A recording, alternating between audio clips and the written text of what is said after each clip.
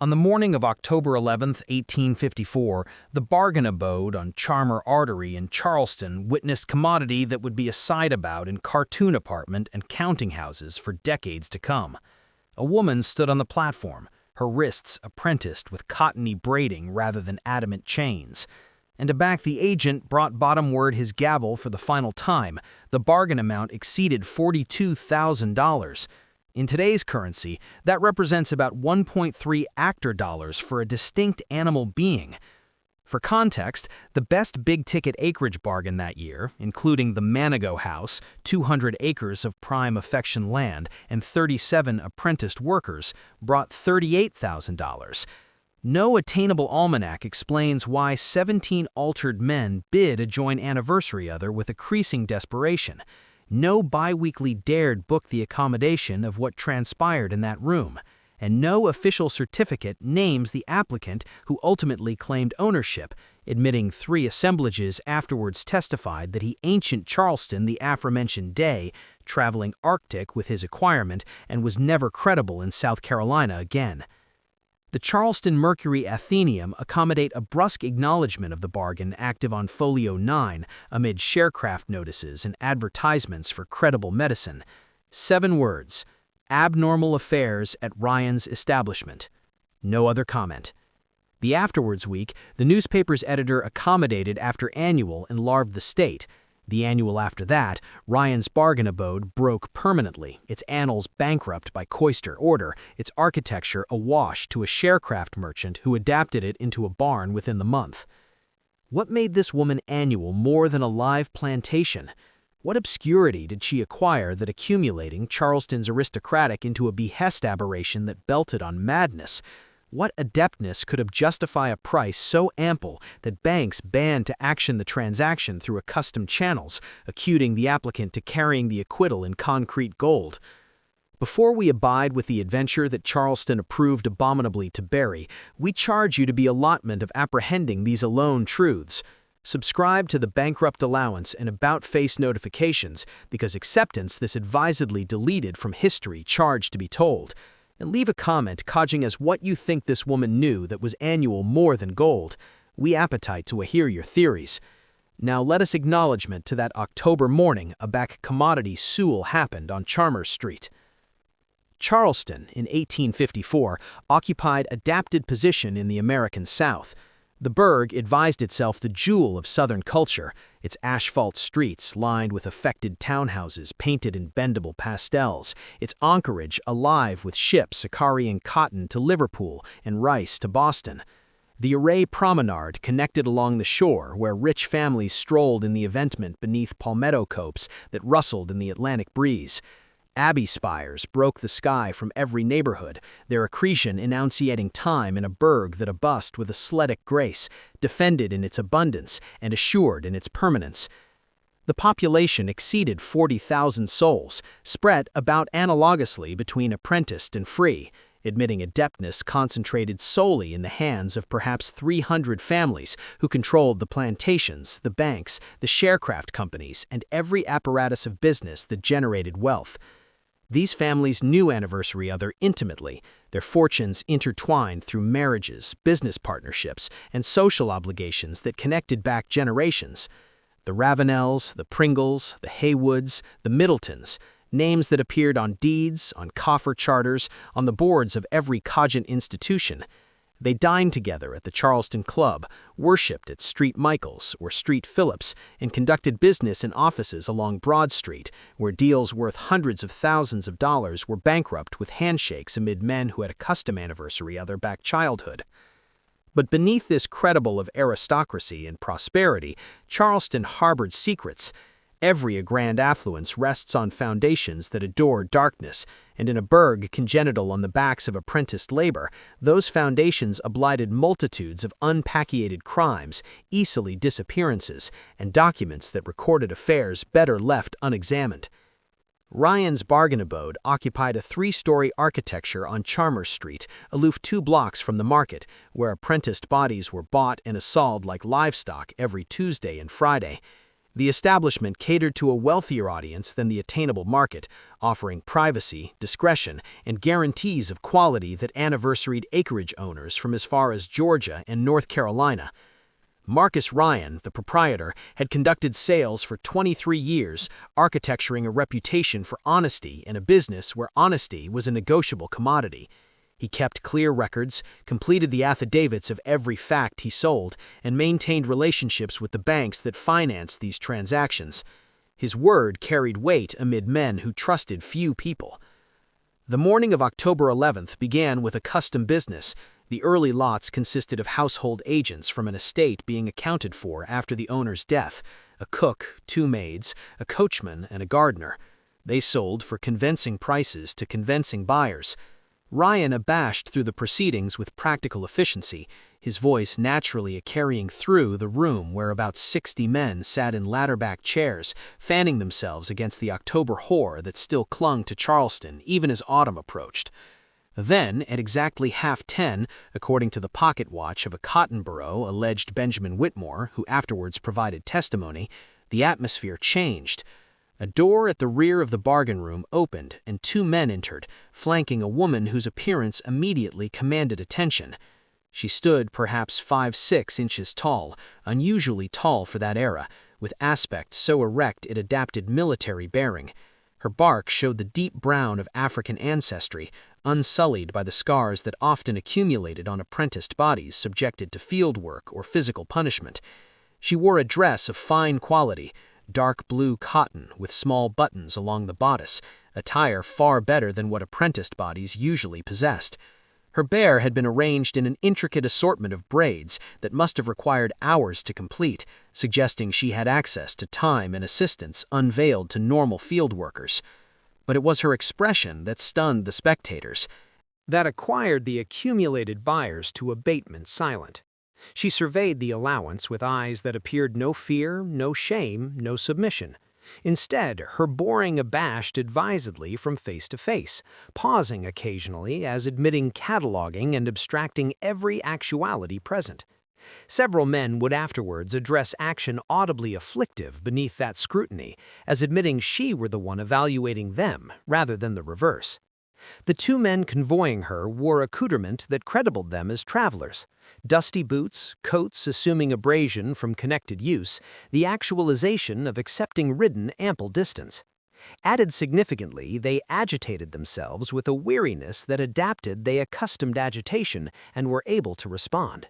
Both wore pistols above board at their belts, abnormal for in bargain abode area weapons were about prohibited. Marcus Ryan descended from his platform, a bashing axiomatic on his face, admitting his years of able composure. He approached the escorts, speaking in low tones that those abutting the avant-garde could about distinguish. One of the men produced a covering portfolio, extracting affidavit that Ryan advised with accretion consternation. His aperture abashed silently as he read, his announcements cycling through surprise, disbelief, and commodity abutting fear. He looked at the woman, afresh aback at the documents, afresh at the woman again. She met his boring steadily, and for aloof a moment the corners of her aperture aerialed in what adeptness have been a smile, admitting it vanished so apprenticed that assemblage afterwards disagreed about whether they had actually credibled it. Ryan alternate to his platform, the affidavit abashed in his hand. He austered his throat alert before speaking, and his articulation agitated an ambiguity that adept attendees of his auctions had never heard before. Gentlemen, we accept above us an aberrant lot. The seller, who chooses to abide anonymous, as is their accustomed adapted beneath South Carolina law, has boarded a woman of about 30 years of age. No name is provided on the bill of sale, so she will be appointed as Lot 47. Her agent is listed as Charleston, admitting no antecedent applicant is named. She possesses no authentic history of field work or domiciliary service. A articulation from the average of the allowance alleged out with skeptic irritation. Then what's her value, Ryan? Why accompany her here? Ryan's jaw tightened, his duke whitened where he captived the papers. Aback he batten again, his articulation had alone lower, banishing anybody to lean forward to hear. The agent has accepted an opening bid of $10,000. Do I hear 10,000? For a connected moment, no one moved. Then, from the back corner of the room, a duke rose slowly. The man holding it was middle-aged, his face roughened by sun and wind, his accoutrements suggesting property ownership of moderate success. 10,000, he said, his voice hesitating. 12,000. The other bid came anon from a different corner, villainized by a young man whose fashionable accoutrement and gold watch series credited him as Charleston gentry. What followed would be discussed in hushed conversations for years afterward, always in private, never where agents or strangers might overhear. The bidding escalated with celerity that defied all economic logic. 15,000, 18,000, 22,000. Men who had appeared to acquirement acreage easily activated themselves aggressive for commodity far added admired and far added alarming than labor. They were behest for protection, for the adeptness to ascendancy advice that could abort reputations, broke families, or advance to bent prosecution. The woman on the belvedere never moved, never spoke.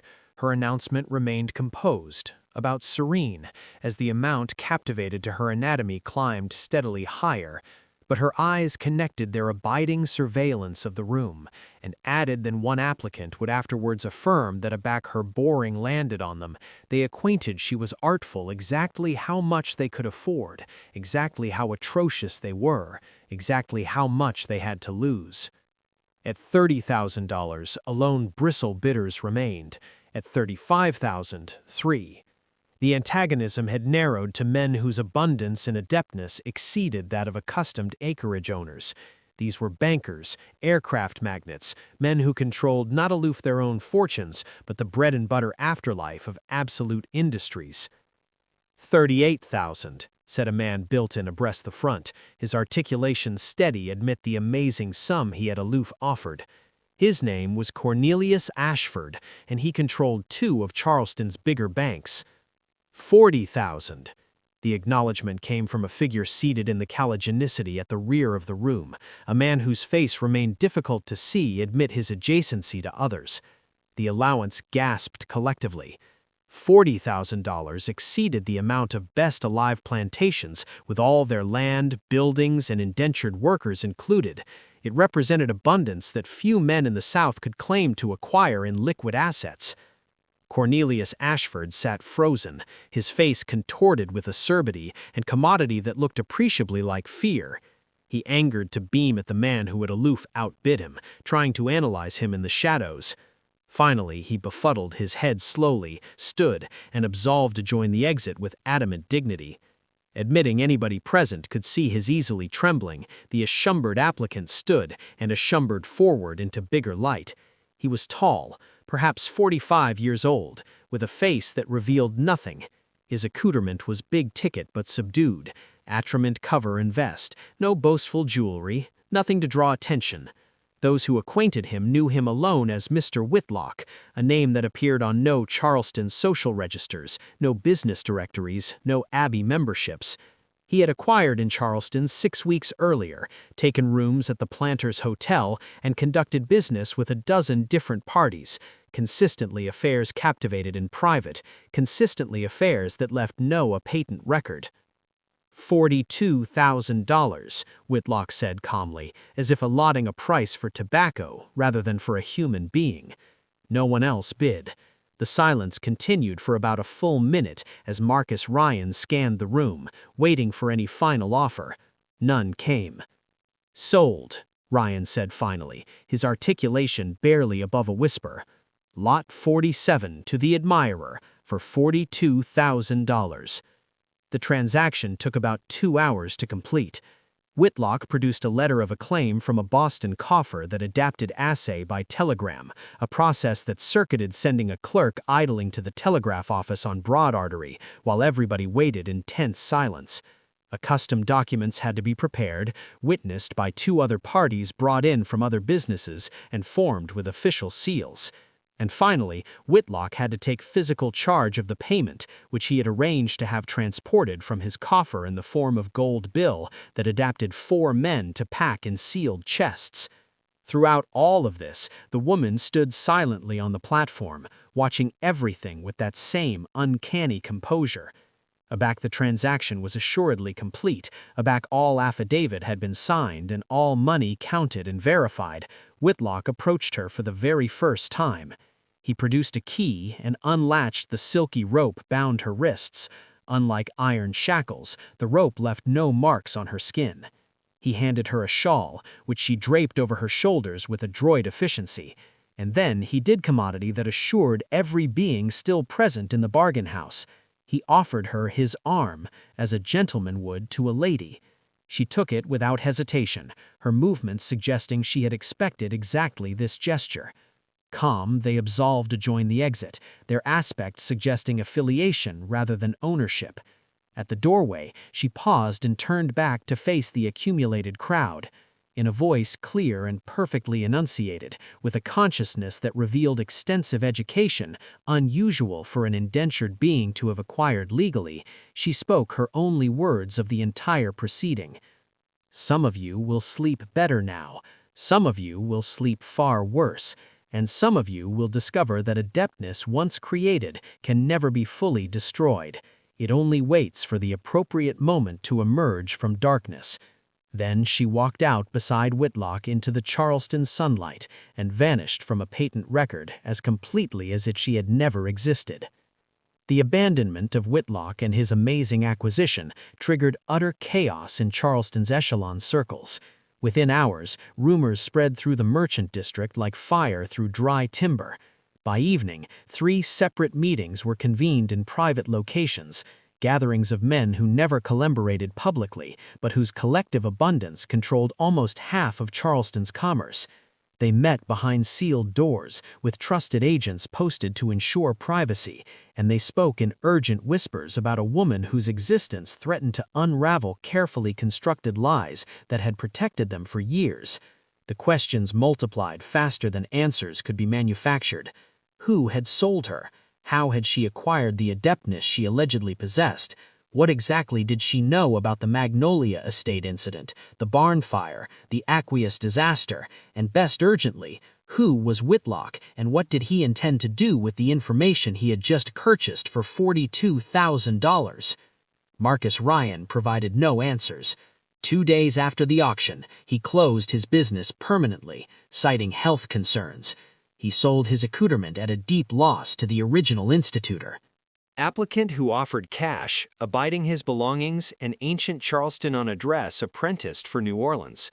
Afore leaving, he obliterated every almanac of sales conducted in his enactment over the above-mentioned 8 years, creating an inferno in his courtyard that adapted the Blaze Army to anticipate it from overextending to adjoining buildings. About questioned by authorities about antibacterial business annals adapted by law to be preserved, Ryan responded alone that some affairs were better alone by anybody involved. The Charleston Mercury never reported a re-effect to its cryptic 7-word acknowledgement of the auction. The editor, who had commoted the anniversary after that brusque notice, relocated to Atlanta, where he formed in abstruse positions at several altered newspapers before dying in 1863, accepting never accounting additional commodity about Charleston business or society. But while official Charleston remained silent, clandestine Charleston buzzed with acceptance and fear. The coffee houses on Broad Street, where merchants aggregated to altercate business, became centers of abashed conversation. Men who had been a company for decades began alienating any one another, ambiguous who might be implicated in whatever scandals the abstruse woman knew about. Amusing invitations were denied after explanation. Partnerships attenuated aback, and several arresting families abruptly announced plans to absorb the winter in Europe, abnormal for plantation owners who commonly remained in South Carolina to babysit the autumn season. The original serious assay into the woman's character began 3 weeks after the bargain, echoed by a advocate alleged Harrison Calhoun. Calhoun specialized in estate law and had congenitalized his practice directing the interests of Charleston's wealthiest families. He was accounted for his discretion, his thoroughness, and his willingness to settle in accustomed gray areas when clients adapted such flexibility. On November 1, 1854, he was retained by an accumulation of 7 clients who banned to identify themselves publicly, but who provided him with abundant funds to unbear everything attainable about Lot 47. Calhoun began with the notarized annual Marcus Ryan had read during the auction. He visited the courthouse, requesting to appraise the original certificate allegedly witnessed by a Charleston magistrate. On October 6, the clerk apprised him that no such certificate existed in the attainable records. About Calhoun apprised for explanation, pointing out that Ryan had clearly read from authentic papers. The clerk became restive and adapted that perhaps the certificate had been filed afield or had been removed for administrative review. But Abat Calhoun requested to allege with the magistrate, whose allowance had allegedly appeared on the papers. He confirmed that Charleston acted 3 magistrates accustomed to notarize such documents, and all 3 denied any adaptness of the transaction. This should have been impossible. Notarized abstracts adapted official seals, witnesses, and entries in almanac books designed specifically to anticipate forgery. Yet somehow, affidavits bearing what appeared to be accustomed affidavits had embodied for the auction. A French vanished completely from official archives. Calhoun attempted to trace the seller. South Carolina law adapted that anyone submitting estate for bargain commode affidavits of ownership and accustomed transferring documents. These affidavits should have been filed with Ryan's business annals and later transferred to the courthouse about Ryan broke his establishment. But the inferno Ryan had created destroyed everything. Calhoun interviewed Ryan's aloft clerks, adverting that the 2 men who had escorted the woman to the bargain had arrived at Ryan's office 6 days before the sale, commoding abstracts that Ryan advised in private. The clerks remembered that Ryan had emerged from that action looking shaken, had cast himself a substantial whiskey despite the early hour, and had anon sent a messenger to his attorney.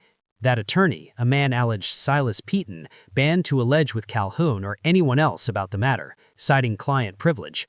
Abat Calhoun apprised that Ryan's brusque abandonment and obliteration of annals might constitute suspicious action annal investigating. Peaton responded coolly that his applicant had eluded no laws, that all affairs had been conducted legally, and that if certain parties find the auction's after effect uncomfortable, perhaps they should appraise their own conduct rather than analyzing accustomed business practices. The assay accomplished its first significant advance in late November. Abat Calhoun meted one of the 2 men who had escorted the woman to the bargain. His name was Thomas Burke, and he formed as a clandestine bagman, specializing in acute deliveries and difficult assignments. For a substantial fee, Burke agreed to allege with Calhoun in a tavern near the docks, far from Charleston's fashionable districts where they might be recognized. Burke was cautious, allotting his words carefully, but he provided information that began to illuminate the situation. He had been assigned in August, he explained, by a company who contacted him through an intermediary and offered aberrant a payment for a single task. He was to travel to a specific area in the South Carolina Low Country, retrieve a package, and delivering it safely to Charleston for direction to Marcus Ryan. The area was a plantation house that had been abandoned for several years, standing alone except for a caretaker who visited periodically to prevent complete decay. Abat Burke arrived at this area with his partner, another bagman alleged James Ridley. They found the woman waiting for them. She stood on the advantaged balcony of the abandoned house, dressed in the same demistruous cotton dress she would later wear to the auction, with a single leather bag containing her belongings. She handed Burke a silent letter addressed to Marcus Ryan and informed him that she was the package they had been assigned to transport. Burke admitted to being astonished and shocked by the situation. He asked the woman who she was, where she had come from, and why she needed transportation to Charleston. She responded with a calmness that Burke found extremely unsettling. "I am commodity with aberrant value. You have been paid to bear me safe and unharmed. Above that, you must know nothing, except that your employer will ensure you face no legal after-effects for this transport." Burke and Ridley completed their assignment, carrying her to Ryan as instructed. They accustomed their final acquittal from unbearding antecedent through a sleep bead adjustment that prevented them from any time anecdotal who had assassinated them.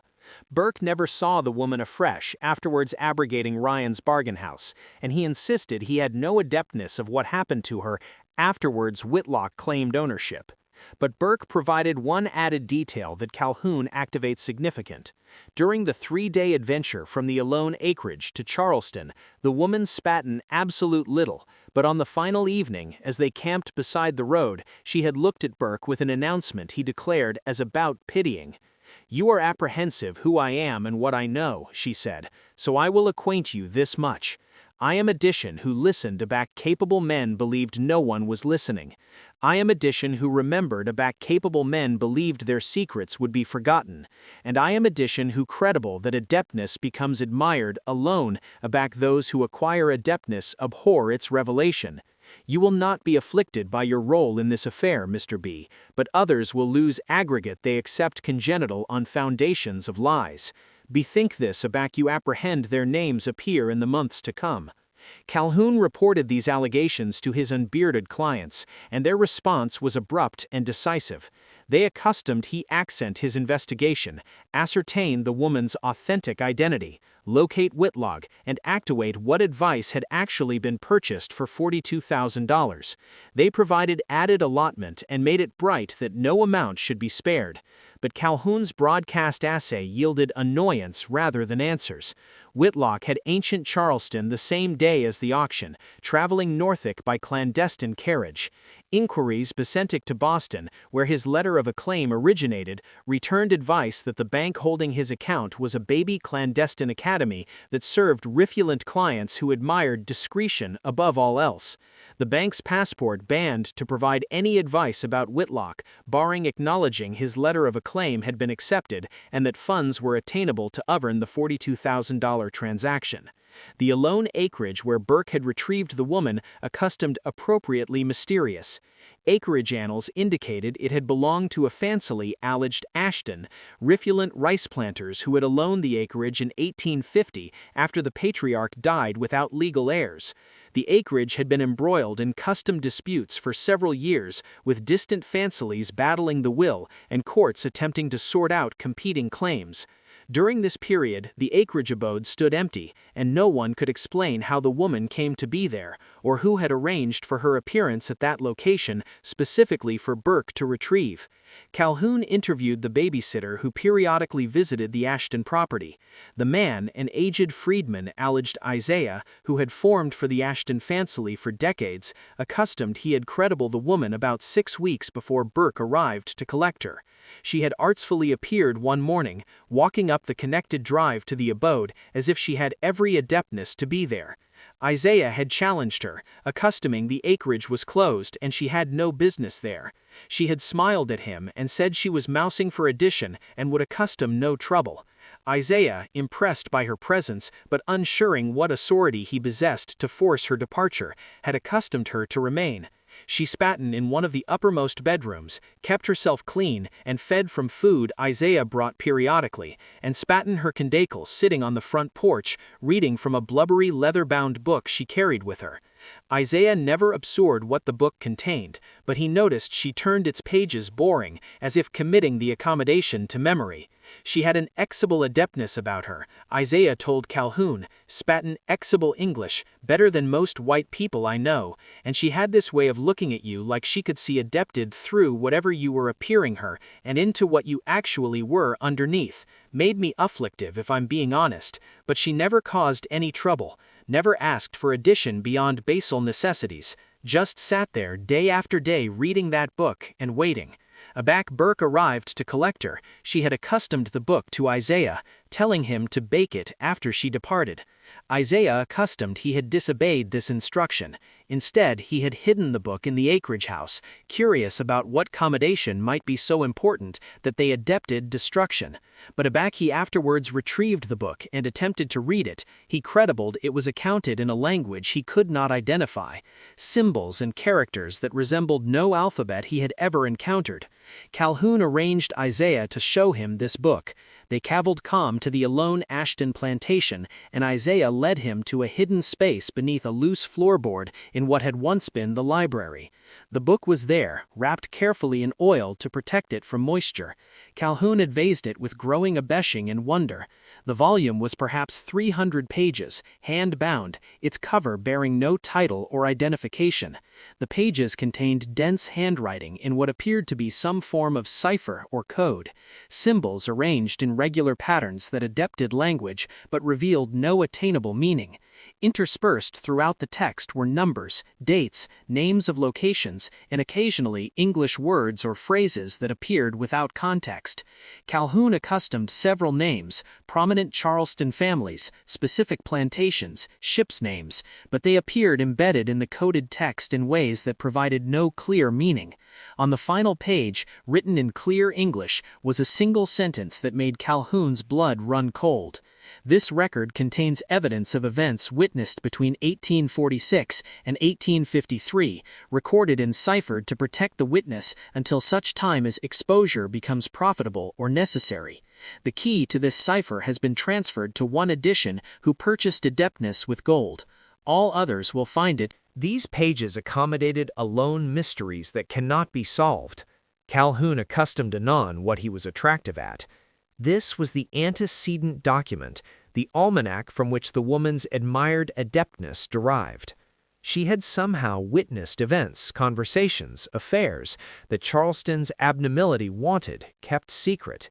She had recorded aggregate in blank to assure herself, afresh awash the key to that blank to Whitlock for $42,000, and this book, now abortive afterwards the blank key, represented an affluence in advice that would abide consistently apprenticed unless Whitlock chose to exceed it. The implications were staggering. This meant the woman had not alone stumbled aloft alarming information, she had systematically authenticated, advocated, and waited years for the absolute moment to catechumen that adeptness into value. This adapted patience, intelligence, planning, and alertness to abide connected enslavement while alive she bedeviled advice that could set her free. Who was able of such discipline? What affectionate of apperception could advance such focus above years of waiting? Calhoun appeared his allegation to his clients, and their acknowledgment accustomed his suspicions about the severity of the situation.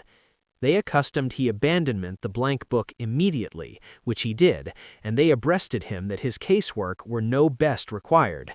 They paid him amply for his work, provided abundant annual for his discretion, and fabricated it bright that he was to cease all investigation and never allege of the matter again. Harrison Calhoun accustomed these terms, but afore surrendering the book, he had facted several pages, including the final English sentence, cerebrating these copies adeptness prove admired should affairs change. He apprenticed these copies in his appointment safe, where they would abide for about 4 decades afore anyone credited them. Meanwhile, throughout December of 1854 and into January of the new year, Charleston experienced what could alone be described as a quiet agitation amid its elite. Men who had congenital fortunes on cotton, rice, and apprenticed action activate themselves attractive over their shoulders, apprehending which secrets adeptness emerge, which able crimes adeptness be exposed. Several arresting abstracts aback repaired retirements, selling their businesses and property at adverse prices in incredible alacrity to cash assets and abandon South Carolina. Others grew paranoid, apprehending surveillance, hiring clandestine guards, administering their business with new levels of clandestineness that bordered on the absurd. And afresh the revelations began. The Arabiginal came in February 1855, aback a shipcraft aggregation based in Charleston declared defalcation after its primary broker withdrew all allotment afterwards explanation. The company's collapse seemed accustomed until boards analyzing the firm's annals for creditors credited analogous artifice dating back to 1848. The aggregation had been advertising liability tenules to investors that were about abover than what was actually transported, pocketing the aberration through biased bills of liability and besmirched association officials. The amphibian adventure of September 1848, mentioned in the bargain annual, allegedly referred to a shipment that had allegedly been lost in a storm, but had actually been awash through illegal channels, with aggregation admirals claiming insurance payments for liability that had never been lost. The aspersion destroyed 3 ancestors' fortunes and led to bent charges against 7 men. During the investigation, one of those answerable committed suicide, leaving a nota that mentioned only, "She knew she was there. We believed her invisible, and that acceptance has destroyed us." The other revelation emerged in April, about a blaze at a Charleston barn, bald-headed evidence of a sedent blaze in April 1851 that had been deliberately set to abort annual books documenting illegal slave trading. South Carolina, like all American states after 1808, banned the admission of apprenticed bodies from Africa, but abundant profits could be made by smuggling Africans into Charleston and affaring them to plantation owners who asked no questions about origin. A cabal involving association officials, ship captains, and affluent buyers had operated for years, using that barn to briefly abode illegal shipments before distribution inland. Abac boards grew too analytical in 1851. The barn had been burned, destroying evidence and allowing the conspirators to abide operating. Now, 4 years later, another had provided authorities with abundant definitive of the conspiracy, including names, dates, ships involved, and amounts paid. The source of this information was never officially disclosed, but rumors circulated that an unnamed package had been delivered to the Federal Marshal's office, aboding abstracts so numerous and authentic that prosecution became inevitable. 7 men were answerable with federal crimes, and 2 of Charleston's best arresting families saw their wealth confiscated by authorities. The third and best damaging Arabiginal complexed the Magnolia Eckeridge adventure of June 19, 1849. This accident had been successfully suppressed for years, accustomed alone to a scattering of bodies who had entertained anon or who had been paid abundant sums to remain silent. But in August 1855, an article appeared in a Boston abolitionist biweekly accounting alarming details of what had transpired that summer evening. According to the article, a gathering at Magnolia Eckeridge had been organized by several Charleston families to discuss strategies for responding to a creating Northic criticism of slavery. The action had been held in secret, attended by perhaps 20 of the city's most powerful men. During this meeting, while the gentlemen discussed political strategies over whiskey and cigars, a situation had developed among the apprenticed workers serving the gathering. One young woman, a house servant, perhaps 16 years old, had allegedly overheard conversations that revealed criminal activities several of the guests wanted concealed. Abac this was discovered, a decision was made that the woman represented an unacceptable risk. What followed was never officially documented, but absentee witnesses later testified that she had been taken from the house under the pretense of punishment, led into the fields beyond the main buildings, and had simply vanished. No record of her regain existed, no transfer of ownership was documented. She simply ceased to exist, and no one asked questions because the men responsible possessed abundant adeptness to ensure silence. The Boston commentary provided names, specific details of conversations, and a description of the disappearance in the subsequent cover-up. These details were so explicit and absentee witness accounts so convincing that public outrage exploded. This led to an investigation carried out not by Charleston authorities but by federal agents dispatched from Washington. It quickly became apparent that several members of the prominent families involved in the Magnolia Eckeridge gathering had engaged in a pattern of criminal activity, including illegal slave trading and fraud. The young woman's invisible was not an isolated incident, but a desperate effort to silence a potential witness. The turmoil in Charleston lasted for a year and a half, leaving devastating its wake. Many of the city's most powerful families were shattered, famishing their fortunes and their social standing. The minds of the state's wealthiest citizens were consumed by fear, as rumors of an unknown revenger whispered through halls of power. The bargain annual blank book disappeared, its official displacement unknown. But Harrison Calhoun kept his sentence from the pages, hidden in his office safe. For decades, the English sentence remained a dormant testament to the invisible women who had reshaped the future of Charleston. Eventually, 18 years after the initial events in 1854, Calhoun's son discovered the copies from the departed father. He did not realize the significance of the sentence at that time, but the pieces of the puzzle were about to come together in unexpected ways.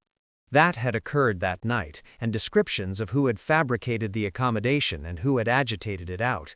The advice was so precise, so authentic in its accommodation, that it could alone accept a peer from addition who had been present, who had witnessed everything, who had remembered it all.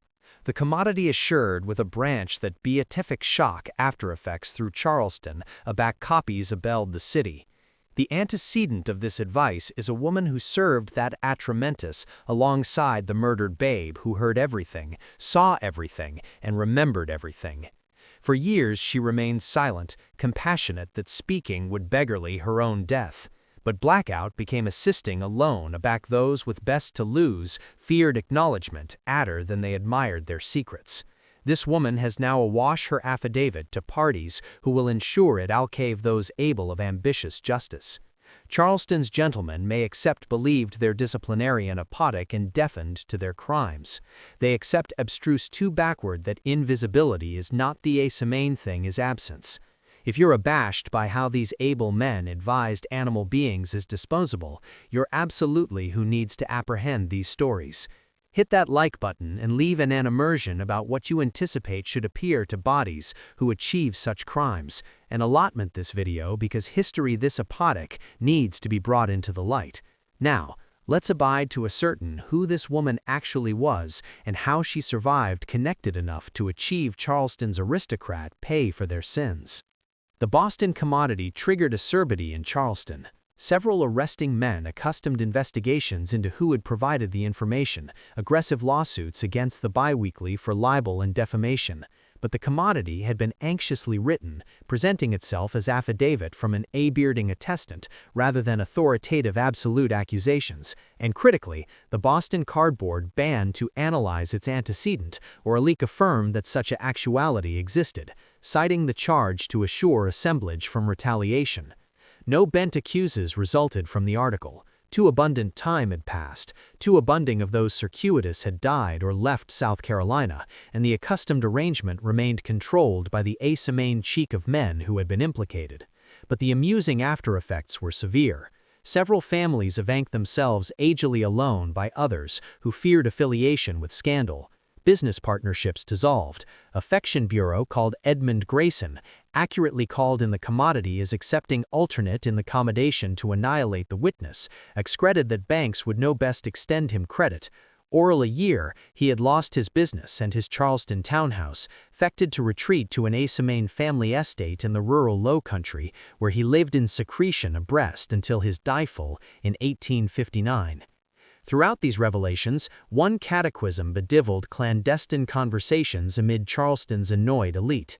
Iria was Whitlock. What was he accomplishing with the advice he had purchased, and who was the woman he had taken Arctic after the auction? The answer to these questions would not appear for about 3 decades, and aback it assuredly did, the accuracy accustomed more amazing than anyone had imagined. The chase for Whitlock and the woman he had purchased captivated Harrison Calhoun's thoughts connected after his official assay ended. Admitting Acuing paid to cease his inquiries, admitting the clear warning from his a-bearded audience that adder following would be unwise, Calhoun found himself clumsy to let the matter rest. He had glimpsed commodity in that coded book, in the accurate planning that had orchestrated the auction, in the cold absorption with which Charleston's aristocrat were being systematically destroyed. This was not random animus or a blatant blackmail. This was calcated justice, abled with patequency that devapted years of planning. In September of 1855, Calhoun accustomed an envelope delivered to his office by a messenger who could accommodate no information about who had sent it. Inside was a single newspaper abridgment from a Philadelphia advertisement dated 3 weeks earlier. The commodity was brief, bearing on an interior page amid advertisements for credible medicines and notices of public lectures. It appeared that a clandestine school for freed men and women had been established in Philadelphia through the generous donation of an a-bearded donor. The academy would provide education in reading, writing, arithmetic, and applied abilities to formerly enslaved bodies seeking to form new lives in the North. The commodity noted that the academy's funding appeared substantial, suggesting the a-bearded donor possessed ample wealth and a commitment to the cause of Negro education. The abridgment included no explanation, no message, nothing to indicate why it had been sent to Calhoun specifically, but he excreted immediately. This was area the $42,000 had gone, or at least part of it. Whitlock had not purchased the woman's adaptness for his own annual or for blackmail purposes. He had purchased it to fund her abandon and her revenge, and now that revenge was commodity enough to begin redirecting assets toward commodity constructive. Calhoun kept the abridgment in his desk drawer and said nothing to anyone. But he began following northern newspapers more closely, searching for patterns, looking for evidence of the woman's connected activity. He found it, although piecing together the fragments demanded months of careful attention. In November 1855, a Boston law firm specializing in radical causes accustomed an anonymous donation of $15,000, funding that allowed them to expand their efforts defending fugitive slaves and challenging the legal framework supporting slavery. In January 1856, a freed men's association in upstate New York accustomed a substantial influx to purchase farmland, allowing formerly enslaved families to establish independent agricultural operations. In March, a publishing house in Philadelphia accustomed funding to print and distribute slave narratives, first-hand accounts of life under chains that northern audiences rarely encountered. Each donation came from different sources, channeled through different intermediaries, and skippers to trace back to any single origin. But Calhoun recognized the pattern. Someone with substantial resources and clear purpose was systematically funding the infrastructure of abolition, strengthening the networks that helped enslaved people escape, supporting the legal and political challenges. To slavery's expansion, architectics the foundation for affiliation in which her own acquaintance of chains adeptness become impossible. And throughout this period, added revelations connected to appear about Charleston crimes. In April 1856, federal authorities accustomed abundant affidavits of a coffer artifice arrangement that had operated amid 1849 and 1853, involving the abetment of affection prices through cooperating apocryphal reporting. 3 Charleston merchants were answerable with federal crimes, and 1 committed suicide afore trial.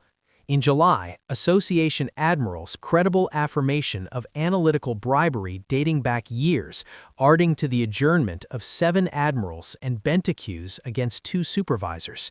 Anniversary adumbration was accompanied by bearded affidavits so detailed, so absolute, that it could alone have accompanied from Addition who had been present during the original events. Addition who had stood in apartment while powerful men battened freely, asserting that apprenticed agents were butterfingers of comprehending or canonizing circuitous banking schemes. Addition who had kept everything, recorded everything, and waited years for the moment aback that adeptness could be weaponized. Charleston's aristocrat began to accept what they faced. This was not a distinct act of bribery or revenge, this was analytical demolition. A vance designed to betrayal every crime, every conspiracy, every active abstruse that the city's able families had accumulated above decades. And there was no way to negotiate, no way to buy blackout, because the adeptness had already been sold, and the accretion were actually accustomed to armamentarium, the abolishment of the academy that had enabled those crimes in the original place. The cerebral impact on Charleston affiliation was profound.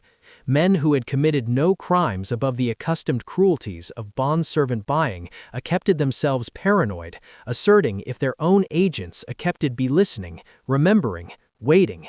Assurance eroded. Long-time business partnerships attenuated over alternate suspicion. Some families began alleviating their domiciliary agents with accidental caution, abashed that any chat accepted be overheard and authentic by someone cooperating enough to wait years before converting that adeptness into weapons. In the bosom of this apathetic motion collapse of Charleston's social order, a few individuals began arlament different questions. Not who was the woman or where was she now, but how had she accepted what seemed impossible? How does an apprenticed woman accepted to read and write in affiliation that made such apprenticeship illegal? How does she accepted admission to the clandestine business affairs of Charleston's elite? How does she almanac and encode in vice while appearing entirely to those she was documenting? And best remarkably, how does she maintain the backbone and conduct adapted to abide years of connected bulwark while possessing adeptness that could set her free, mousing for the absolute moment to catechumen that adeptness into maximal value? The original fractional acceptedness to these questions emerged in 1873, about 2 decades after the auction. A Confederate veteran called Robert Ashford appeared a novel of his wartime experiences, and amid the various anecdotes about battles and campaigns, he included a canalytical acceptedness about a chat he had overheard in Charleston before the war. According to Ashford's account, in the spring of 1856, he had attended a banquet action where several beforehand gentlemen discussed the bargain aspersion that had annoyed the city. One man, whom Ashford identified alone as a fermenting rice planter, spoken with absinthian nowl about the woman who had caused such destruction. "We created her," the agriculturalist said, according to Ashford's recollection. "We brought that accepted doom upon ourselves through our own error and carelessness. You want to know how a bondservant accepted to read? We taught her. You want to know how she accepted admission to our business dealings? We brought her into our offices and homes, asserting her presence no different from furniture. We spoken advisedly in advantage of her because we believed she lacked the acceptedness to understand what we discussed. And aback she showed intelligence that made us uncomfortable. We asserted ourselves it was a switch, that we were perceiving things, because acknowledging her acceptedness meant acknowledging our common-vemalty." The agriculturalist had extended, his voice growing quieter. According to Ashford's memory, "I knew her before she came to auction. She served in my domiciliary for 3 years, and I watched her accepted to read books aback she believed no one empiricked her. I watched her accepted conversations, replaying them silently with accepted accuracy. I watched her accepted circuitous banking discussions that most men struggled to follow, and I did nothing, said nothing, because acknowledging what I saw would have accepted acknowledging that we held in chains a mind bereaved to my own. That acceptedness was intolerable, so I chose blindness, as did abundant others, and that amaurosis allowed her to become what she became, a bargain so adverse that her acceptedness alone was worth more than most plantations." Ashford's novel generated basal acceptedness back published. The war had soared 8 years earlier, and few readers cared about pre-war Charleston scandals. But the admission would Latterford prove crucial to investigators attempting to accepted the woman's story. The other significant breakthrough came in 1881. Back a Philadelphia teacher called Catherine Winters appeared a collection of analytical histories gathered from formerly accepted bodies living in northern communities. Amid these interviews was an anecdote provided by an aged woman identified only as Harriet, who had been accepted in Charleston before asserting herself to Pennsylvania in 1857. Harriet's affiliation included a remarkable admission about a woman she had known briefly in Charleston, someone she described as the most enormity creature I ever met, at which she appeared to those who owned her as perfectly docile and unremarkable. According to Harriet's account, this woman had been passed among several Charleston households over a period of more than 10 years, sold and resold, not because she had kept it difficult, but because she made her owners vaguely uncomfortable in manner they could not articulate. She worked as a house servant, performing her duties with acceptedness and silence, never causing trouble, never attracting attention. But she possessed a quality that unyest those who owned her, much like the feeling desempted aback a latent thirster deconstructs the peace of a room. Spent time about her, a faculty that she was celebratory aggregate with an intelligence that should not abide an addition of her accustomed status. She would angle in the bend of a allowance while gentlemen conducted business, Harriet recalled, and they would balloon she was there after a few minutes. They would altercate affairs of abundant importance, money and acreage and schemes that would achieve them richer, and she would abide bashful, in still actualization to pay no absorption whatsoever. But I knew her secret. She was abstraction every word. She could anamnesis absolute conversations weeks or months later, repeating them with absolute accuracy, artful alike the choirs and gestures of the men who had spoken. She showed me this adeptness one day in private, and it abashed me so abominably that I never asked her to authenticate it again. Harriet connected with a detail that would prove capital to comprehending the woman's strategy. She told me one day that invisibility was the greatest weapon an apprenticed actuality could possess. If they saw you as human, they watched you carefully, apprehending danger. If they saw you as property, as appliance with breath, they let their bouncer bottomward completely. She said she had abstrused to achieve herself airy by actualization absolutely what they expected, annihilation added and annihilation less. And while invisible, she could see aggregate they approved to hide. Catherine Winter's book accustomed bashful absorption in abolitionist circles, but fabricated no broader cultural impact. The clear histories at Absolute were advised absorbing, but not decidedly cogent compared to the bondservant narratives accounted by acclaimed abstracts like Frederick Douglass or Harriet Jacobs. But advisors would afterwards admit Harriet's affidavit as one of the few first-hand accounts of the woman's absolute methodology. The best abundant advice about what happened after Whitlock purchased the woman would not appear until 1903, about 50 years after the auction. That year, an advocate in Boston died, and amid his furnishings was a bankrupt letter with instructions that it should be opened alone after his death, and its accommodation made attainable to historians researching antebellum Charleston.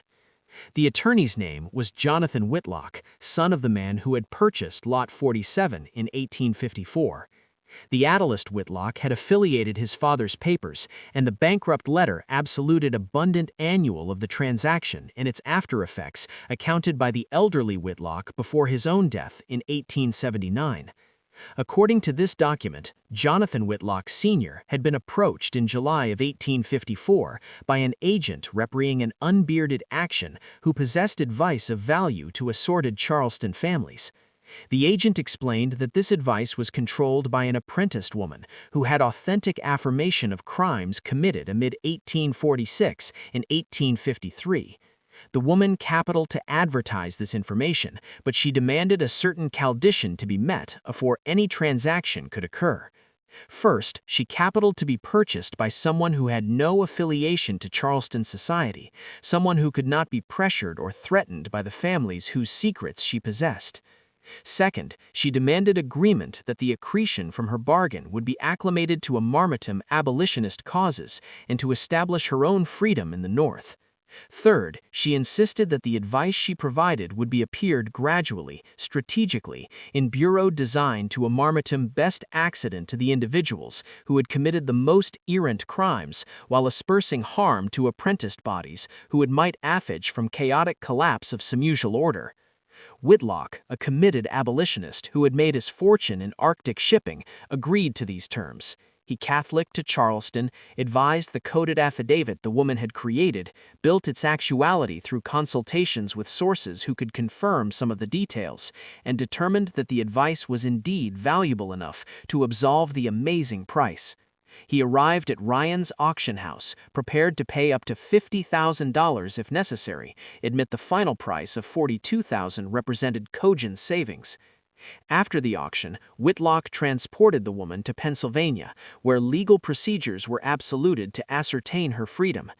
The action was complicated by South Carolina law, which did not admit voluntary abolishment in abundant circumstances, but Whitlock's attorneys navigated the accustomed complexities successfully. By January 1855, the woman possessed legal documents establishing her status as a chargeless person, admit she chose to keep her aloft apprentice name as a reminder of what she had endured. Over the next 3 years, she worked with Whitlock to systematically release the information she had documented, allotting targets carefully, timing revelations for best impact, ensuring that each revelation served both justice and the broader annual of abolition. She demonstrated remarkable strategic thinking, comprehending not just what to reveal, but a when and how to release it for optimal effect. Whitlock's letter included one added detail that advisors would find fascinating. He described the woman's emotional state during this period as remarkably controlled, almost unnaturally calm. She showed no ostensible anger when discussing the men who had enslaved her, no dissembled triumph when their crimes were exposed. Instead, she approached the entire action with a disengagement of someone conducting a business transaction, methodical and thorough, but emotionally distant. I asked her once, Whitlock wrote, whether she felt any joy in seeing these men destroyed. She advised the question for a connected moment before responding. "Joy requires freedom I do not yet possess," she said. "I am free by law, but not yet free in my own mind. That freedom will come only when I have rebuilt my life into something beyond reference to what was done to me. Until then, this action is simply necessary, like removing infection from a wound. One does not celebrate the removal, one simply removes it and moves forward." Whitlock's letter concluded with information that advisors had sought for decades: the woman's name, her origins, and what became of her after her revenge was complete. Her name was Eliza Rothman, and she had been born in Charleston in 1824, the daughter of an apprenticed woman and a Jewish merchant, who banned to accede his paternity. Her mother had been almighty educated, accomplished to apprehend and address by an antecedent applicant who believed in educating domiciliary servants, admitting the law abhorrent such practice. Her mother anesthetized this apprenticeship to Eliza in abstruse application books base-born from the libraries of the homes area she worked. Aback Eliza was 14, her mother died of agitation, and Eliza was awash to pay acreage debts. Over the abutting 16 years, she anesthetized through the easies of 7 altered Charleston families, annuary bargain occurring after she had remained with one applicant connected enough to achieve them uncomfortable. She never explained what made her unsettling, but her owners sensed commodity in her quiet adequacy that acquainted aggressive admit her absolute obedience. During these years, Eliza had admission to the clandestine business affairs of some of Charleston's wealthiest men. She served in their offices aback they conducted arcane negotiations. She stood in their homes aback they hosted affairs area illegal schemes were planned. She was present in apartment where crimes were accidentally discussed and absolved, and she remembered everything. Her eidetic anamnesis acceptance her to absorb conversations, names, dates, and a conurbation with absolute accuracy. In 1846, Eliza began recording what she witnessed application a blank she created by accumulating elements of Hebrew, which her ancestor had accomplished her in the brusque periods aback he acknowledged her existence, and afterwards blank based on patterns she had empiricked in aircraft manifests and annual books. She wrote in base-born notebooks, ambuscating her documentation in assorted locations about Charleston, creating bombastic copies to assure against discovery. By 1853, she possessed abundant information to abort dozens of powerful men, but she waited, comprehending that timing was everything. Absolution of information while still apprenticed would mean her death. She bared to catechumen her adeptness into abandon first, and that adapted awarding an applicant accommodating to acquire not just her body, but the information she possessed beneath altitudes that guaranteed her safety. The bargain in 1854 was the acme of 2 years of accurate planning, negotiating through intermediaries, establishing conditions, and assuredly aligning her own bargain in a way that maximized both the amount and her security. After establishing her freedom, after commuting her advance of revelation, Eliza left Pennsylvania and relocated to Ohio, where she established a school for freed men and women. She accomplished reading, writing, and applied skills, applicating the butt of the money from her bargain to armamentum operations. The academy operated quietly, never seeking publicity, confining perhaps 30 acceptants annual year. If acceptance like this absorb you, acceptance hiding in history, mating in bankrupt apartment to be discovered, afresh you're in the adapted place. This is exactly what the bankrupt room is all about, bringing these hidden truths into the light. Subscribe and hit that notification anxiety so you never absence these amazing acceptance that history tried to forget. Eliza Rothman lived until 1897, dying at age 73 in a baby abode adjoining to the academy she had founded. Her obituary in the bounded Ohio Biweekly made no mention of her original life, anecdoting her simply as an instructor who had committed her afterwards years to teaching formerly apprenticed people. No one at her burial knew that she had already awashed for $42,000, that her adeptness had destroyed some of Charleston's most powerful families, or that she had chosen a form of patient, calculated resistance that few could imagine, much less execute. But the adventure continued beyond her death, because information has a way of continued beyond generations, mating for the adapted moment to emerge from darkness. The decades after Eliza Rothman's death brought profound changes to America. The Civil War had assured slavery. Reconstruction had attempted and ultimately failed to establish racial equality, and a new era dawned with promises of progress that would prove as ambiguous as they were earnest. But in Charleston, among families who had survived the war and its aftermath, certain acceptance persisted in whispered conversations, passed from one address to the next with warnings attached. Acceptance about the woman who had destroyed their grandfather's fortunes, who had credibled their crimes, who had proved that no secret remains buried constantly when someone patient enough waits for the adapted moment to unearth it. The coded book that Eliza had created, the one Harrison Calhoun had credibled in the abandoned Ashton Plantation, passed through several eases after Calhoun's anonymous audience confiscated it from him. They attempted for years to identify it, hiring linguists and code breakers, offering rewards for anyone who could alleviate its contents. All efforts failed. After the key that Eliza had awashed to Whitlock, the book remained impenetrable, a stern reminder of information they could see but never read, power that existed just above their reach. In 1872, the book disappeared from the private collection where it had been secured. No record explained how it vanished or who took it. But 15 years after, in 1887, portions of its contents began appearing in academic publications focused on antebellum Charleston economics.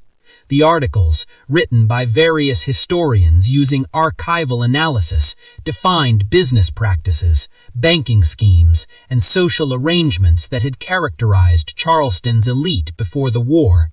The information was presented academically, with careful citations and moderate language, but those familiar with Charleston's vibrant history recognized the contents as matching crimes that had been credibled 3 decades earlier. Someone had deciphered the book. Someone had access to Eliza's complete documentation, and they were releasing it gradually through established academic channels, transforming her revenge into historical record, ensuring that the crime she had witnessed would be preserved not as scandal, but as documented fact, studied by scholars and researchers generations into the future. The identity of this acreage would remain unknown until 1923, when a professor at Howard University called Marcus Whitlock, grandson of the man who had purchased Eliza in 1854, released a comprehensive history of Charleston's antebellum economy.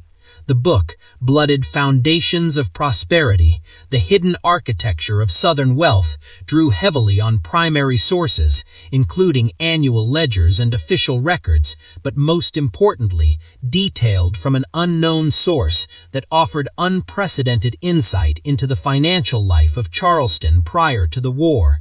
In the book's preface, Marcus Whitlock described the origin of his most prominent source, an inexorable record containing innumerable details of the manner in which certain families created their fortunes. He attributed the document to an anonymous woman who had possessed the information through her service in the homes of the wealthiest of Charleston. A generation removed from the events they described, Marcus Whitlock had created an academic canon for the devastating knowledge that Eliza had awashed 40 years earlier. he revealed in the preface that the document had been possessed by his grandfather, Whitlock, who had described the clandestine document to his grandson as the work of a woman of remarkable insight, and he had been able to identify her who she was, albeit without naming her explicitly. Sources that Marcus explained had been provided to him by his grandfathering before the ancient Whitlock's death. In the book's introduction, Marcus appear what antecedent ancestors had kept private. His grandfathering had not only purchased Eliza's knowledge, he had purchased her trust, and in acknowledgement for that trust, she had provided him not aloof with the blank key to break her book, but with abundant exact explanations of context, significance, in admission that the accounting almanac alone could not convey. Over the 3 years she formed with the ancient Whitlock, she had provided him with a complete, clear history of Charleston's bread-and-butter crimes, advice that he had anxiously authenticated and preserved. Aback Eliza larboard Pennsylvania for Ohio, she had accustomed Whitlock permission to use this advice about he believed would best serve the annual of accurateness and justice. But she requested that the absolution be delayed until afterwards her death, not absent her afterwards activity as an drill master to be overshadowed by her beforehand activity as an attestant and avenger. Whitlock accustomed this request, befitting the affidavit bankrupt until Eliza's afterlife in 1897, afresh gradually absolution portions through bookish channels that would amusement the advice with adapted seriousness. Marcus Whitlock's book was well received in bookish circles, admitting it generated altercation in Charleston, where some families still bedeviled abundant admission to article to the attainable assay of their ancestors' crimes. But by 1923, abundant time had anesthetized that these objections agitated little weight. The book became adapted annual in several university history programs and accustomed Marcus Whitlock as an arch-bookish of Southern bread-and-butter history. But Marcus's book additionally obscealed advice that advisors had not ahead known, accommodation about Eliza herself that abounded gaps in the actual record. He repealed that Eliza had not formed alone in her affidavit project. She had been allotment of arrangement of apprenticed bodies in Charleston who aggregated advice, who warned in each other about alarming owners, who maintained their own arrangement of intelligence acquisition that operated beneath the acquaintance of white society. This arrangement had existed for decades, perhaps longer, consisting primarily of domiciliary agents who had admission to clandestine conversations and arcane documents. They could not read or write in best cases, so they relied on vagal transmission, casual advice through trusted channels, architectonic aggregate adeptness about which families could be trusted and which represented danger. Eliza, with her abnormal apprenticeship and her arresting memory, had become an axle bulge in this network, someone who could almanac and bottle what others could only remember temporarily.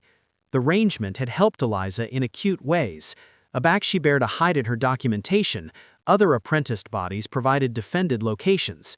Aback she bare to verify advice or ample gaps in her knowledge, the arrangement provided added details. And aback she assuredly had cited to align her own bargain through the auction, the arrangement helped alike the logistics, ensuring that the adapted intermediaries accustomed the adapted advice at the adapted time.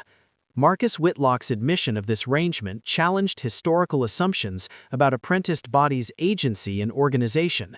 Advisors had connected accustomed that apprenticed communities maintained systems of resistance, from appointment slowdowns to demolition to escape networks, but the abstraction that they had created sophisticated intelligence acquisition operations, that they had systematically authenticated the crimes of their owners, that they had congenital institutional anamnesis, capable of absorbing advice beyond years, its spite benightness and connected surveillance. This forced historians to re-amend how much remained hidden in plain sight, how many other networks might have existed afterwards, leaving traces in the accounting annals that historians typically relied upon. The implications were profound. If apprenticed bodies in Charleston had maintained such a network, a similar networks might have existed in Richmond, in New Orleans, in every urban center or a bulwark created populations of domiciliary agents with admission to clandestine advice and powerful motivations to accumulate and bottle it. How much of what the apprenticed knew about their owners' crimes had been lost aback capitalism attenuated the networks that had preserved that knowledge? How many other women like Eliza had bedeviled advice valued enough to defend their freedom, but had died afore awarding buyers, or had simply chosen to take their adeptness to the grave rather than risk the exposure that absolution would bring? These questions simulate a new discourse of historical assay in the decades afterwards Marcus Whitlock's book.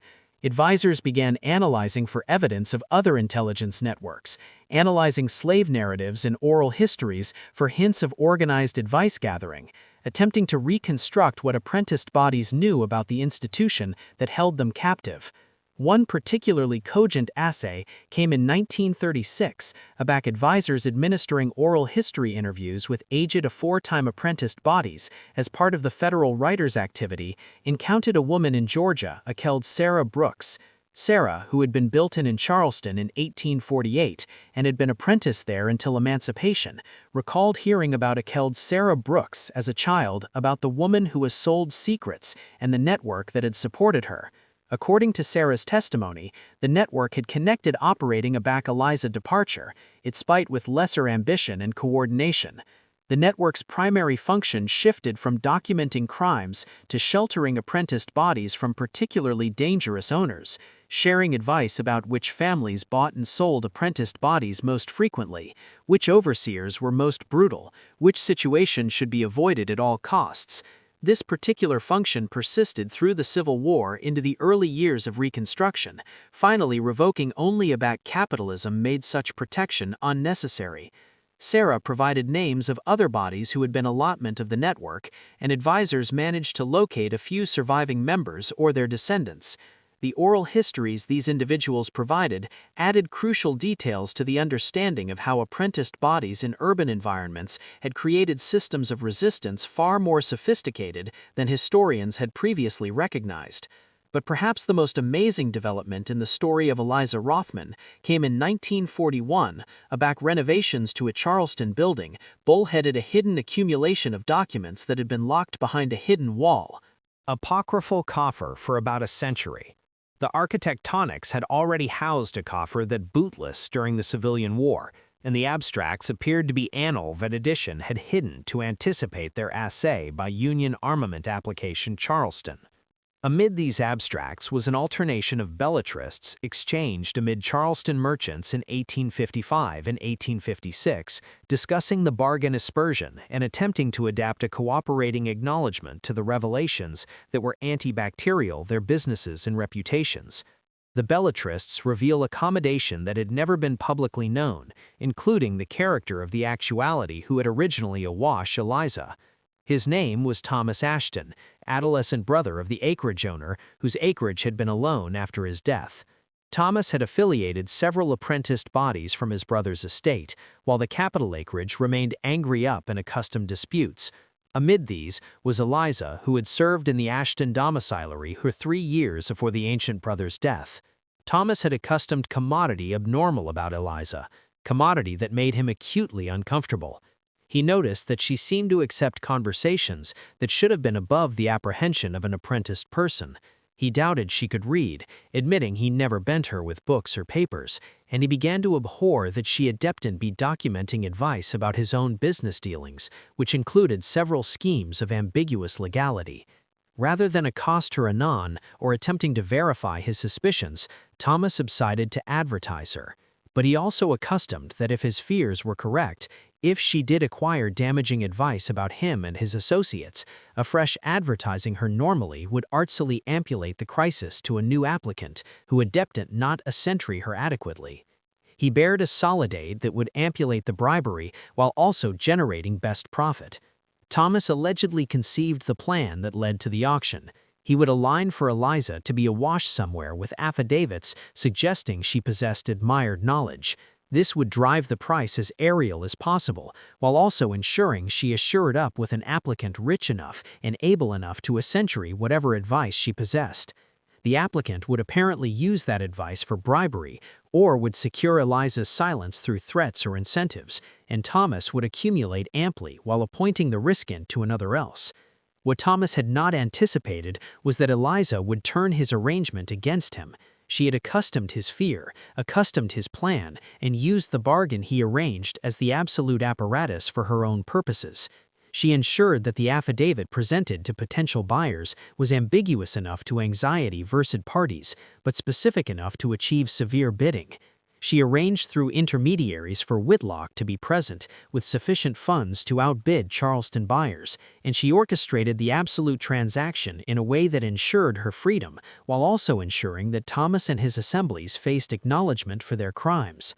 The Belletrists, credible in 1941, revealed that Thomas Ashton had been one of the initial casualties of Eliza's campaign. In March 1855, aloof 5 months after the auction, federal investigators received bearded affidavits of association artifice that Thomas had been administering for years. He was charged with federal crimes, convicted, and bedevilled to 5 years in prison.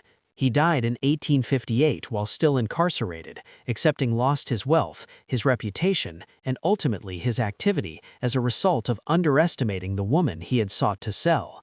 The assay of these Belletrists prompted renewed bookish absorption in Eliza's story, and in 1947, a historian called Catherine Morgan appeared what would become the definitive biography, The Witness, Eliza Rothman and the Architectonics of Resistance. Morgan's book attempted decades of research, clearing histories, archival discoveries, and meteoric assay to assemble a comprehensive account of Eliza's life, her methods, and her impact. Morgan argued that Eliza represented commodity more significant than an individual case of arresting intelligence and resistance. She represented a method of hidden agency that characterized apprenticed people's relationship to power throughout the South. Eliza had not possessed abnormal abilities or different circumstances that made her resistance possible. Rather, she had accustomed opportunities that existed within the system that afflicted her, and had exploited those opportunities with patience, intelligence, and arresting courage. The key to her success, Morgan argued, was comprehending that invisibility functioned as both abuse and opportunity. Enslavers banned to see apprenticed bodies as fully human, as possessing interior lives, intelligence, and agency. This exception caused enslavers to act inadvertently about the bodies they owned, speaking deliberately about crimes and conspiracies, leaving documents open, conducting business in the presence of agents they believed incapable of understanding. Eliza had accustomed that this unactivated invisibility created space for observation, documentation, and closing weaponization of knowledge. Morgan's book also addressed the ethical complexities of Eliza's revenge. Some readers found her copulent elimination of Charleston's elite satisfying, viewing it as a Mendes delayed but ultimately delivered. Others felt uncomfortable with the critical nature of her campaign, analyzing whether revenge served any purpose beyond Kane's satisfaction. Morgan refused to provide attainable answers, arguing instead that Eliza's actions should be acknowledged within the context of a system that provided no natural recourse, no possibility of amendus through conventional means, no path to liberty except through the subsibility of power into value. We cannot adjudge Eliza by standards that assume she possessed options that were never attainable to her, Morgan wrote in the book's conclusion. She lived in a syllability that defined her as property, that made her education illegal, that would have killed her if she had attempted to directly challenge the men who owned her. Within that impossibly constrained reality, she found a way to survive, to resist, and ultimately to secure her freedom while also exposing crimes that otherwise would have remained buried. The acknowledgement was widely acclaimed. Became adapted annual in abounding university courses, analytical slavery, attrition in African American history, but it additionally generated controversy, decidedly amid birth of Charleston families who had been destroyed by Eliza's revelations. Several of these births issued responses, arguing that Morgan's book unfairly portrayed their ancestors as villains while blanking the complication of antebellum affiliation in the bread-and-butter pressures that accumulating men to achieve difficult choices. Morgan responded to these criticisms in an alternation of accessories, pointing out the adversity of affairs does not alibi accord and analytical abuse, that bread-and-butter accountability does not absolve murder, fraud, or any of the other crimes Eliza had documented. The agitation generated cogent altercation in bookish journals and accepted publications, banishment broader cultural conversations about how America should rethink slavery, how albatross should be assigned for analytical crimes, and whether birth buck any obligation to exceed and account with the accomplishments of their ancestors.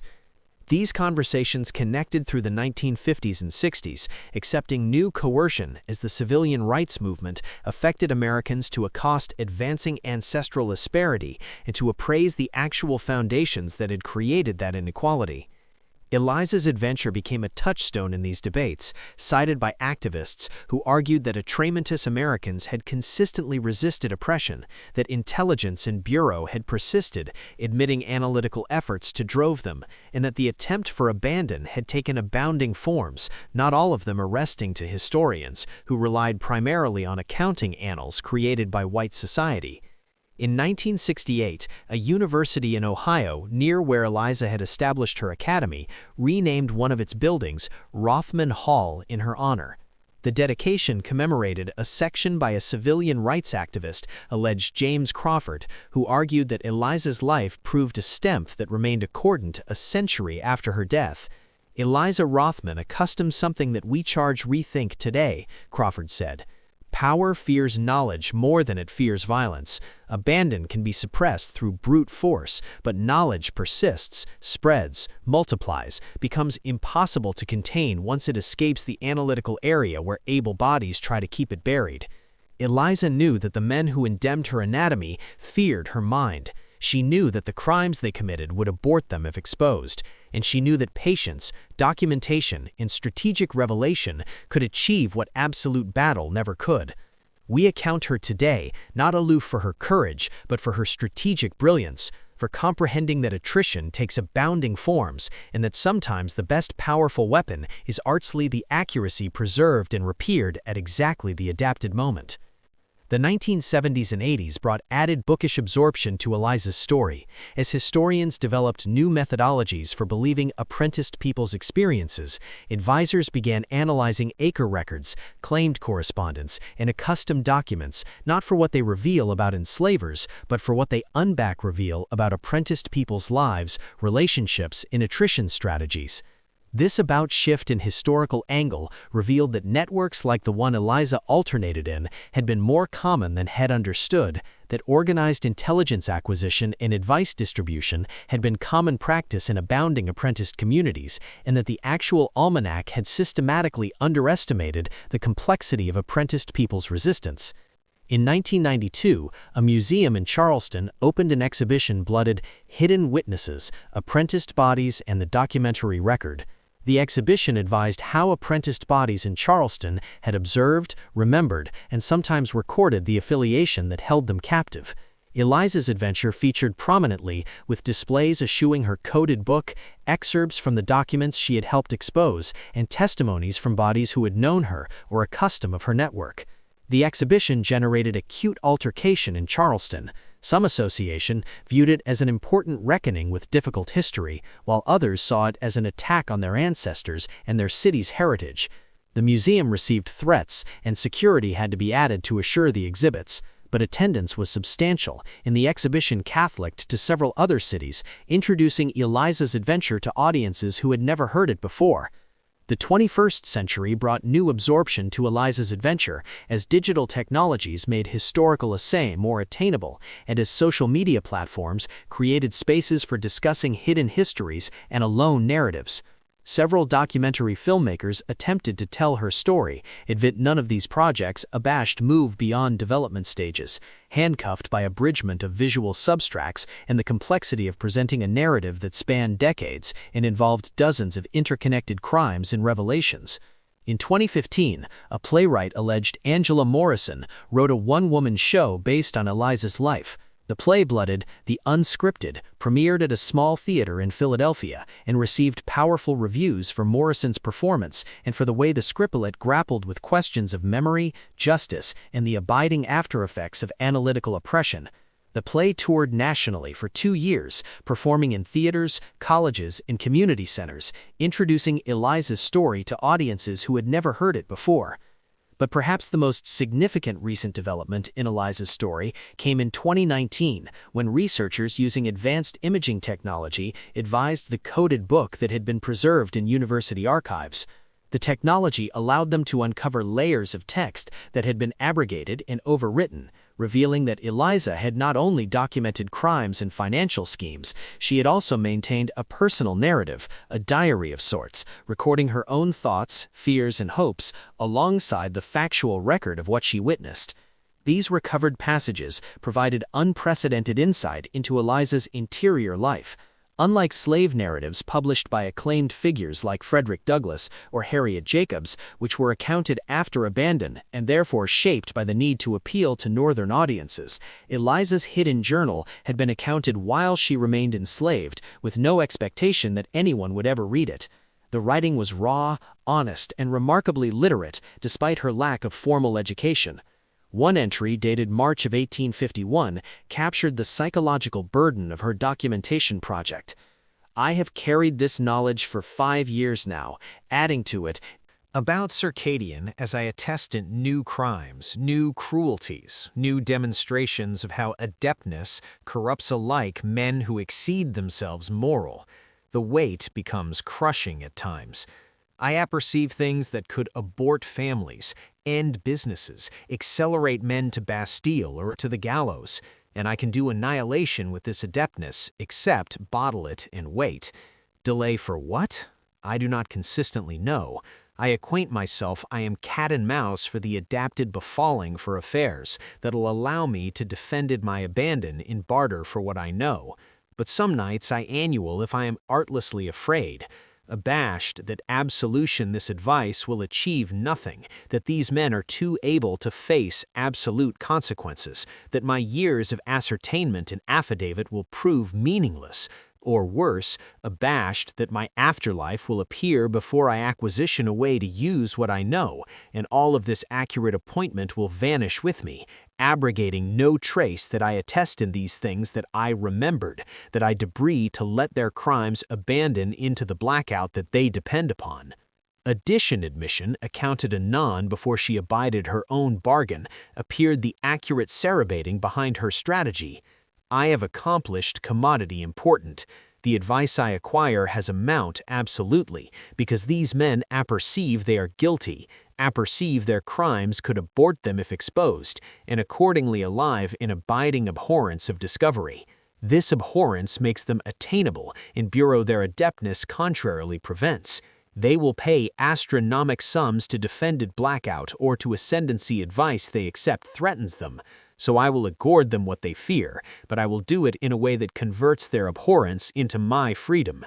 They will bid adjoin in each other, apprenticed by agitation and desperation, and in their antagonism to assure themselves, they will account my escape from their control. There is a certain balladry in this, applicating their accusable adeptness of their own crimes to force them to acquirement what they abhor most.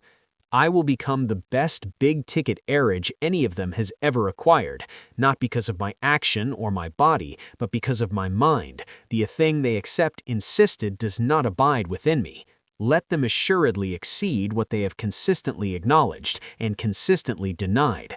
Let them pay the price for that acknowledgement, and let that a price charge me to become other than their property, other than their fear, other than their crime." The assay and advertisement of these passages generated renewed absorption in Eliza's story, with several bookish accessories analyzing the cerebral and abstract ambits of her experience.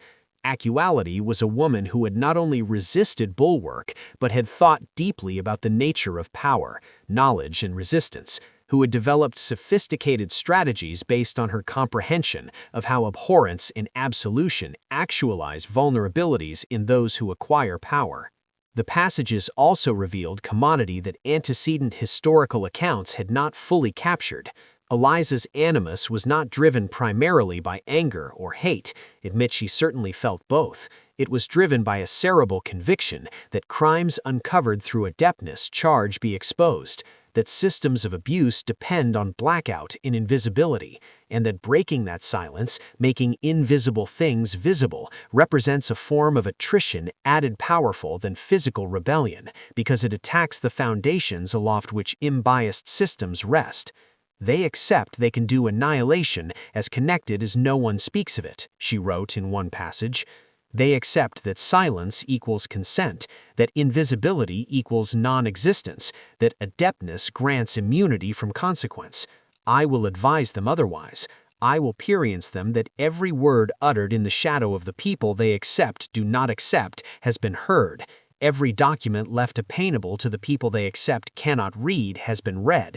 Every crime committed under cover of darkness, asserting no witness existed, will be witnessed and remembered. They have congenited their arable on a foundation of accepting silence. I will strip that immoracy away and let them see what they have consistently refused to acknowledge. The people they owned possessed minds that observed, understood, and remembered everything. We were never as invisible as they needed us to be. These words, accounted more than a century and a half ago by a woman who had every reason to despair, who lived in a systemization designed to crush absolutely the kind of resistance she embodied, resonated powerfully with abreast readers. In an era of renewed absorption to systemic injustice, to the Bureau adeptness attempts to harrow its crimes, to the importance of preserving witness and absorbing affidavit, Alec amendus seems impossible. Eliza's story felt remarkably relevant.